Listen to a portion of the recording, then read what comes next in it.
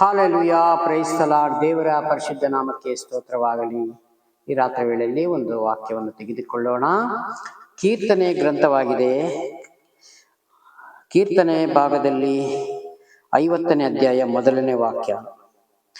ದೇವನಾದ ಯೆಹೋವನು ಪೂರ್ವದಿಂದ ಪಶ್ಚಿಮದವರೆಗೂ ಇರುವ ಭೂನಿವಾಸಿಗಳೆಲ್ಲರೂ ತನ್ನ ಸನ್ನಿಧಿಯಲ್ಲಿ ಸೇರಬೇಕೆಂದು ಆಜ್ಞಾಪಿಸುತ್ತಾನೆ. ಹಾಲೆಲೂಯಾ. ದೇವರು ಪೂರ್ವದಿಂದ ಪಶ್ಚಿಮದವರೆಗೂ ಇರುವ ಭೂನಿವಾಸಿಗಳೆಲ್ಲರೂ ತನ್ನ ಸನ್ನಿಧಿಯಲ್ಲಿ ಸೇರಬೇಕೆಂದು ದೇವರು ಆಜ್ಞಾಪಿಸ್ತಾರೆ. ಹಾಲೆಲೂಯಾ. ದೇವರ ವಾಕ್ಯಕ್ಕೆ ಒಳಗಾಗಿ ದೇವರ ಮಾತನ್ನ ಕೇಳಿ ಭೂಮಿ ಮೇಲೆ ಇರುವಂತ ಜನಗಳಿಗೆ, ದೇವರ ಮಕ್ಕಳಿಗೆ, ಎಲ್ಲ ಜನಾಂಗಗಳಿಗೆ ದೇವರು ಹೇಳಲಿಕ್ಕೆ ಇಷ್ಟಪಡ್ತಾರೆ. ಹಾಲೆಲೂಯಾ. ಪೂರ್ವದಿಂದ ಪಶ್ಚಿಮದವರೆಗೆ ಎಲ್ಲಾ ಭೂನಿವಾಸಿಗಳು ನನ್ನ ಸನ್ನಿಧಿಯಲ್ಲಿ ಬರಬೇಕು ಎಂಬುದಾಗಿ ನಾನು ಆಜ್ಞಾಪಿಸ್ತೇನೆ. ಅದು ನನ್ನ ಆಸೆಯಾಗಿದೆ ಅಂತಾರೆ ದೇವರು. ಯಾಕಂದ್ರೆ ನಾನೇ ನಿನ್ನನ್ನು ಉಂಟು ಮಾಡಿದ್ದೇನಲ್ಲ. ನಾನು ಉಂಟು ಮಾಡಿದ ಮೇಲೆ ನನ್ನ ಮಾತಿಗೆ ನೀನು ಕೇಳ್ಬೇಕಲ್ಲ. ಹಾಲೆಲೂಯಾ. ಹಾಗಾಗಿ ದೇವರ ಮಾತಿಗೆ ಇವತ್ತು ಕಿವಿಗೊಡುವುದಾದರೆ ದೇವರು ಕರೆದಿದ್ದಾನೆ, ಆ ಜಾಗಕ್ಕೆ ಹೋಗಿ ಸೇರ್ಬೇಕಾಗಿದೆ. ವಾಕ್ಯ ಧ್ಯಾನಿಸಿ ಪ್ರಾರ್ಥನೆ ಮಾಡಿಕೊಂಡು ಈ ಭೂಜ್ಞಾನವನ್ನ ಬಿಡ್ಬೇಕು ನಾವು. ಈ ಭೂಲೋಕ ಸಂಬಂಧಪಟ್ಟ ಜ್ಞಾನಗಳನ್ನ ಬಿಟ್ಟು ಪರಲೋಕದ ಜ್ಞಾನ ಉಳ್ಳವರಾಗಿರ್ಬೇಕು ನಾವು.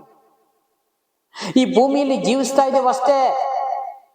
ಆದ್ರೆ ವಾಕ್ಯ ಹೇಳ್ತದೆ, ನೀವು ಭೂಮಿ ಮೇಲೆ ಜೀವಿಸ್ತಾ ಇದ್ದೀರಿ, ಆದ್ರೆ ನೀವು ಈ ಭೂಲೋಕದವರು ಅಲ್ಲ, ಪರಲೋಕ ಸಂಸ್ಥಾನದವರು, ನೀವು ಪರಲೋಕಕ್ಕೆ ಸೇರಿದವರು. ಹಾಲೆಲೂಯಾ.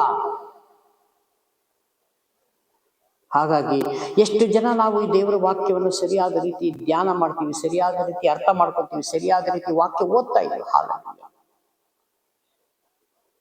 ಅದಕ್ಕೆ ಪೂರ್ವದಿಂದ ಪಶ್ಚಿಮದವರೆಗೂ ನಾನು ಆಜ್ಞಾಪಿಸ್ತೇನೆ, ಎಲ್ಲರೂ ನೀವು ನನ್ನ ಬಳಿಗೆ ಬರಬೇಕಾಗಿದೆ. ತಂದೆಯಾದ ದೇವರು ಹೇಳ್ತಾ ಇದ್ದಾರೆ. ಅವರ ನುಡಿಗೆ ಇವತ್ತು ಕಿವಿಗೊಡುವರು ಎಷ್ಟೋ ಧನ್ಯರು. ಅವಾಗ ಈ ಭೂಮಿ ಮೇಲೆ ಎಂತ ಒಂದು ಕಷ್ಟಗಳು ಏನು ಬಂದರೂ ದೇವರು ತಾನೇ ಬಿಡಿಸ್ತಾರೆ. ನಾನೇ ನಿನಗೆ ಸಹಾಯಕನು ಎಂಬುದಾಗಿ. ಮತ್ತಾರು ಸಹಾಯ ಮಾಡಲಿಕ್ಕೆ ಶಕ್ತನಲ್ಲ. ಹಾಲೆಲೂಯಾ.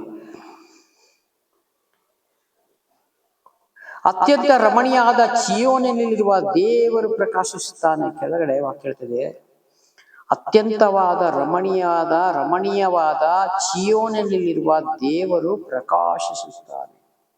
ಚೀಯೋನ್ ಪರಲೋಕದಲ್ಲಿ ದೇವರು ಪ್ರಕಾಶಮಾನವಾಗಿರ್ತಾರೆ. ಹಾಲೆಲೂಯಾ. ಮೋಶೆಗೆ ದೇವರು ಮೊದಲನೇ ಬಾರಿ ಕರೆದಾಗ ದೇವರಲ್ಲಿ ಯಾವ ರೂಪವೂ ಕಾಣಲಿಲ್ಲ. ಹಾಲೆಲೂಯಾ. ಒಂದು ಅಗ್ನಿ ಜ್ವಾಲೆಯಾಗಿ ಒಂದು ಪ್ರಕಾಶವಾಗಿ ಕಂಡು ಬಂತು. ಮೋಶೆ ಹೇಳ್ತಾರೆ, ಇದು ಪರಿಶುದ್ಧವಾದ ಸ್ಥಳ, ನಿನ್ನ ಕೆರೆಗಳನ್ನ ಬಿಚ್ಚಿಬಿಟ್ಟಿಲು ಒಳಗಡೆ ಬಾ. ಹಾಲೆಲೂಯಾ. ಆಗ ಮಂಡಕಾಲು ಊರಿ ಆತನು ಕೇಳ್ತಾನೆ, ದೇವರೇ ನಾನು ಏನು ಮಾಡಬೇಕು ಎಂಬುದಾಗಿ. ನನ್ನ ಜನ ಇಸ್ರಾಯೇಲರ ಜನರು ಐಗುಪ್ತ ದೇಶದಲ್ಲಿದ್ದಾರೆ, ಅವರನ್ನ ನೀನು ಕರ್ಕೊಂಡು ಬರಕ್ಕೆ ನಾನು ನಿನ್ನನ್ನು ಆಯ್ಕೆ ಮಾಡಿದ್ದೇನೆ. ಹಾಲೆಲೂಯಾ. ಇವತ್ತು ದೇವರ ವಾಕ್ಯವನ್ನು ಸಾರಲಿಕ್ಕೆ ಸೇವಕರನ್ನ ಎಲ್ಲರನ್ನೂ ದೇವರು ಕರೆದಿರ್ತಾರೆ. ನನ್ನ ಶುಭ ವರ್ತಮಾನ ಸಾರಿರಿ, ನನ್ನ ವಾಕ್ಯ ಸಂದೇಶವನ್ನು ಅನೇಕ ಜನಗಳಿಗೆ ಉಪದೇಶ ಮಾಡಿರಿ. ಹಾಲೆಲೂಯಾ. ಆ ದಿನಗಳಲ್ಲಿ ಮೋಶೆಗೆ ಕರೆದ ರೀತಿ ಈ ಕಾಲಘಟ್ಟದಲ್ಲಿ ನಮ್ಮನ್ನೆಲ್ಲ ಕರೆದಿದ್ದಾರೆ ದೇವರು. ಸುಮ್ಮನೆ ಯಾರು ಕರೆಯೋದಿಲ್ಲ. ಸುಮ್ಮನೆ ದೇವರ ಒಂದು ಉದ್ದೇಶ, ದೇವರ ಒಂದು ಚಿತ್ತ, ಒಂದು ಪರಲೋಕದ ಚಿತ್ತ ಆಗಿರೋಕ್ಕೆ ನಾವೆಲ್ಲ ಸೇವೆಗೆ ಬಂದಿರೋದು. ಪ್ರಿಯ ಸಹೋದರ ಸಹೋದರಿ, ಯಾರು ನಮಗೆ ನಾವು ಆಯ್ಕೆ ಮಾಡ್ಕೊಂಡು ಬಂದ ಕೆಲಸಗಳಲ್ಲ. ನಮ್ಮನ್ನ ನಾವು ಆಯ್ಕೆ ಮಾಡ್ಕೊಳ್ಳೋದು ಈ ಭೂಮಿ ಮೇಲೆ ಭೂಮಿಗೆ ಸಂಬಂಧಪಟ್ಟ ಒಂದು ಉದ್ಯೋಗಗಳಾಗಿರ್ತದೆ. ಒತ್ತೊತ್ತಿಗೆ ಆಹಾರಕ್ಕೋಸ್ಕರ ನಾವೊಂದು ಉದ್ಯೋಗ ಮಾಡಬೇಕಾಗಿದೆ. ಹಾಲೆಲೂಯಾ. ಅದಕ್ಕೆ ದೇವರು ಇನ್ನೂ ಕೆಲವೊಮ್ಮೆ ಉದಾಹರಣೆಗಳು ದೇವರು ತೋರಿಸಿದ್ದಾರೆ.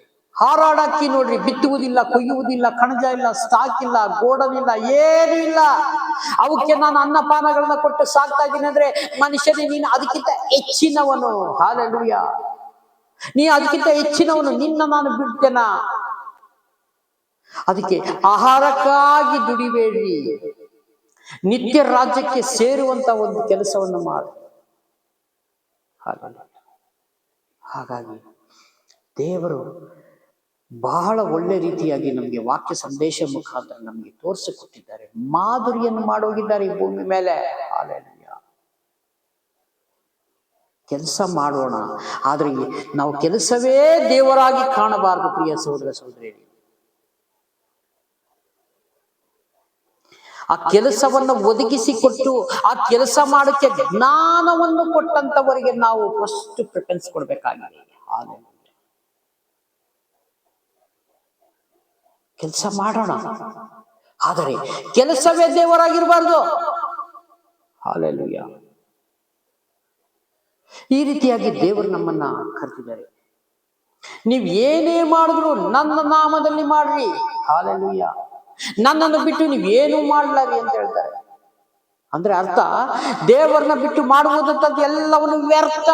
ಪ್ರಸಂಗಿ ಪುಸ್ತಕದಲ್ಲಿದೆ, ವ್ಯರ್ಥ ವ್ಯರ್ಥ ವ್ಯರ್ಥ, ಬರೀ ವ್ಯರ್ಥ ಅಂತ. ಹಾಲೆಲೂಯಾ. ಅದಕ್ಕಾಗಿ ದೇವರು ನಮ್ಮನ್ನು ಯಾರನ್ನು ಈ ರೀತಿಯಾಗಿ ಕರೆದಿದ್ದಲ್ಲ ದೇವರು. ಹಾಗಾಗಿ ದೇವರು ಕೊಟ್ಟ ಸಂದೇಶವನ್ನು ನಾವು ಸರಿಯಾದ ರೀತಿ ಅದ್ರ ಪ್ರಕಾರ ಜೀವಿಸಲಿಕ್ಕೆ ನಾವು ಪ್ರಯತ್ನ ಪಟ್ಟು ಮುಂದೆ ಹೋಗ್ತಾ ಹೋಗ್ತಾ, ಯಾಕಂದ್ರೆ ದಿನೇ ಮಾರುಪಟ್ಟು ಬದಲಾಗಬೇಕು. ಯಾರು ಹುಟ್ಟಿದಾಗಿಂದ ಯಾರು ವಾಕ್ಯ ಕಲ್ತಿಲ್ಲ, ಯಾರು ಪ್ರಾರ್ಥನೆ ಕಲ್ತಿಲ್ಲ, ಯಾರು ದೇವರನ್ನ ಅರಿತವರಲ್ಲ. ನಮ್ಗೆಲ್ಲ ಜ್ಞಾನಗಳ ಬಂದ ಮೇಲೆ ತಾನೇ ದೇವರನ್ನು ನಾವು ತಿಳ್ಕೊಳ್ತಾ ಇರೋದು. ದೇವರು ಅವಾಗ್ಲೂ ನಮ್ಮನ್ನ ಕರೀತಾರೆ. ಆದ್ರೆ ಜಗತ್ತುತ್ಪತ್ತಿಕ್ಕಿಂತ ಮುಂಚೆ ನಿನ್ನ ಆಯ್ಕೆ ಮಾಡಿದ್ದೀನಿ ಅಂತ ಹೇಳ್ತಾರೆ ಸ್ವಾಮಿ. ಆದ್ರೆ ನಾವು ಹುಟ್ಟಿ ಜ್ಞಾನ ಬಂದ ಮೇಲೆ ನಾವು ದೇವರ ಕಡೆಗೆ ಬಂದಿರೋದಲ್ವೇ. ಹಾಗಾಗಿ ದೇವರು ಕೊಟ್ಟಂತ ಒಂದು ಈ ಸಂದೇಶವನ್ನ ನಾವು ಧ್ಯಾನ ಮಾಡ್ತಾ, ಹೆಚ್ಚು ಪ್ರಾರ್ಥನೆ ಮಾಡಿಕೊಂಡು, ವಾಕ್ಯವನ್ನು ಓದಿಕೊಂಡು, ನಮ್ಮ ಜ್ಞಾನಗಳನ್ನ ದೇವರ ಕಡೆಗೆ ತಿರುಗಿಸಿಕೊಳ್ಳೋಣ. ಹಾಗೆ ಕೊಟ್ಟಂತ ಸಂದೇಶಕ್ಕಾಗಿ ಸ್ತೋತ್ರ ಮಾಡಿಕೊಂಡು ಚಿಕ್ಕ ಪ್ರಾರ್ಥನೆ ಮಾಡಿ ಮುಕ್ತಾಯ ಮಾಡೋಣ. ಪ್ರೀತಿ ಸ್ವರೂಪನಾದ ದೇವರೇ, ರಾಜಾದಿರಾಜನೇ, ಸುಸ್ವಾಮಿ, ನಿಮಗೆ ಮಹಿಮೆಯಾಗಲಿ. ಸ್ತುತಿಗಳ ಮಧ್ಯೆ ವಾಸ ಮಾಡುವ ತಂದೆ, ವಿಡಿಯೋ ಮುಖಾಂತರ ನೋಡುತ್ತೆ ಪ್ರತಿ ಒಂದು ಕುಟುಂಬಗಳನ್ನು ನೆನೆಸಿ ನಿಮ್ಮ ಕರಗಳಲ್ಲಿ ಇರಿಸಿಕೊಳ್ತೀನಿ. ಪ್ರಾರ್ಥನೆ ಕೇಳೋದಕ್ಕಾಗಿ ಸ್ತೋತ್ರ. ಯೇಸುನಾಮದಲ್ಲಿ ಬೇಡಿರುತ್ತೀನಿ ಪರಲೋಕದ ತಂದೆ, amen. Praise the Lord. God bless you. ದೇವರೆಲ್ಲರನ್ನೂ ಆಶೀರ್ವದಿಸಲಿ. ಆಮೆನ್.